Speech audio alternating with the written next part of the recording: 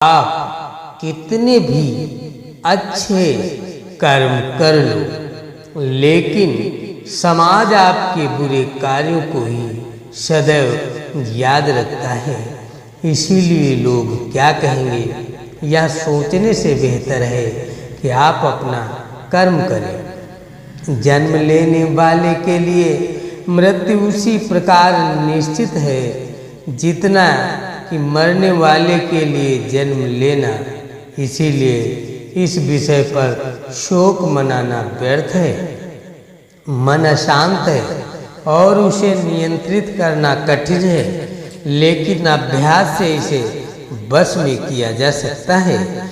मेरे लिए समस्त प्राणी समान है, न तो कोई मुझे अत्यधिक प्रिय है और न ही कम, लेकिन जो मेरी भक्ति पूरे मन से करते हैं मैं सदैव आवश्यकता पड़ने पर उनके काम आता हूँ। मन की शांति से बढ़कर इस संसार में कोई भी संपत्ति नहीं है। जो मनुष्य फल की इच्छा का त्याग करके केवल कर्म पर ध्यान देता है वो अवश्य ही जीवन में सफल होता है। कोई भी इंसान जन्म से नहीं बल्कि अपने कर्मों से महान बनता है। अपना पराया छोटा बड़ा इत्यादि को भूलकर यह जानो कि यह सब तुम्हारा है और तुम प्रति एक के हो। बिना फल की कामना ही सच्चा कर्म है। ईश्वर चरण में हो समर्पित वही केवल धर्म है। जो व्यक्ति क्रोध करता है उसके मन में भ्रम पैदा होता है, जिससे उसका बौद्धिक तर्क नष्ट हो जाता है और तभी व्यक्ति का धीरे धीरे पतन होने लगता है।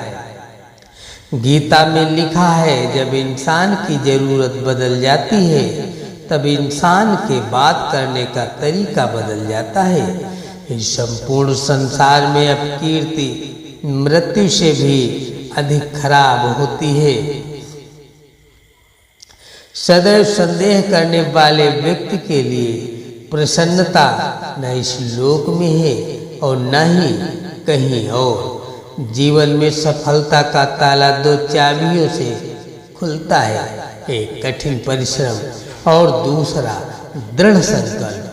जो मन को नियंत्रित नहीं करते उनके लिए वह शत्रु के समान कार्य करता है।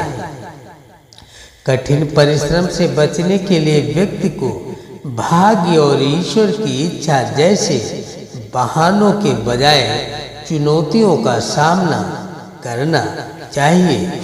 गीता में कहा गया है कोई भी अपने कर्म से भाग नहीं सकता, कर्म का फल तो भुगतना ही पड़ता है। मनुष्य को अपने कर्मों के अच्छे और बुरे फल के विषय में सदैव सोचकर चिंताग्रस्त नहीं होना चाहिए। मनुष्य अपने विश्वास से निर्मित होता है, जैसा वह विश्वास करता है वैसा वह बन जाता है। जो मनुष्य प्रतिदिन खाने सोने और आमोद प्रमोद के कार्यों में लिप्त रहता है वह नियमित तौर पर योगाभ्यास करके समस्त कलेशों से छुटकारा पा सकता है।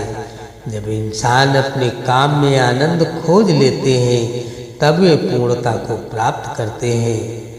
श्रीमद् भागवत गीता का मुख्य उद्देश्य मानव कल्याण करना है। इसीलिए प्रत्येक मनुष्य को सदैव मानव कल्याण की ओर अग्रसित रहना चाहिए।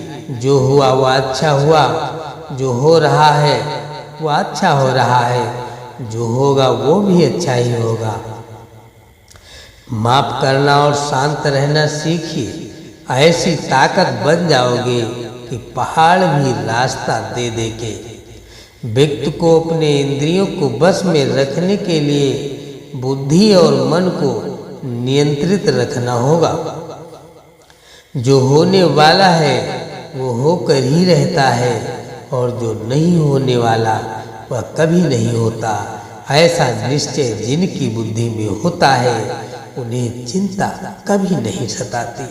किसी भी व्यक्ति को ना तो समय से पहले और न ही भाग से अधिक कुछ मिलता है, लेकिन उसे सदैव पाने के लिए प्रयत्नशील रहना चाहिए।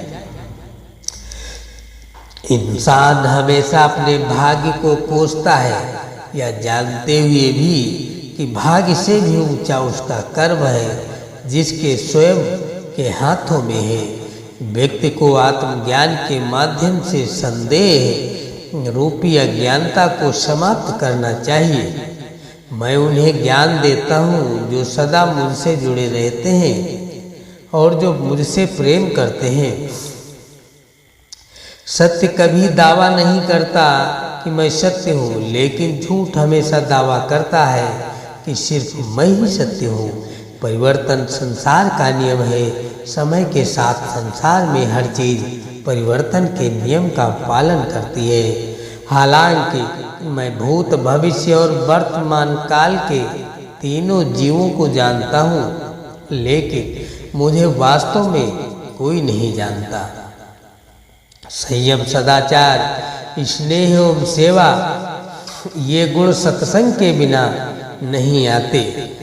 मनुष्य जिस रूप में ईश्वर को याद करता है, ईश्वर भी उसे उसी रूप में दर्शन देते हैं। अपने कर्तव्य का पालन करना ही प्रकृति द्वारा निर्धारित किया हुआ हो, वह कोई पास नहीं है। सज्जन व्यक्तियों को सदैव अच्छा व्यवहार करना चाहिए, क्योंकि इन्हीं के पद चिन्हों पर सामान्य व्यक्ति अपने रास्ते चुनते हैं।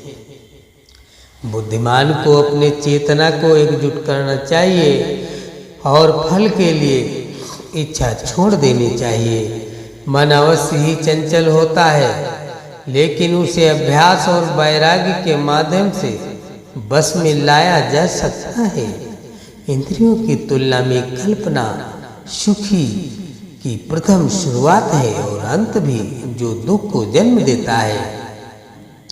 इस संपूर्ण संसार में कोई भी व्यक्ति महान नहीं जन्मा होता है, बल्कि उसके कर्म उसे महान बनाते हैं। जीवन में कभी गुस्सा या क्रोध ना करें, या आपके जीवन के ध्वंस कर देगा। ये पार्थ, मैंने और तुमने अपने कर्तव्यों को निभाने के लिए धरती पर कई अवतार लिए हैं, लेकिन मुझे याद है और तुम्हें याद नहीं।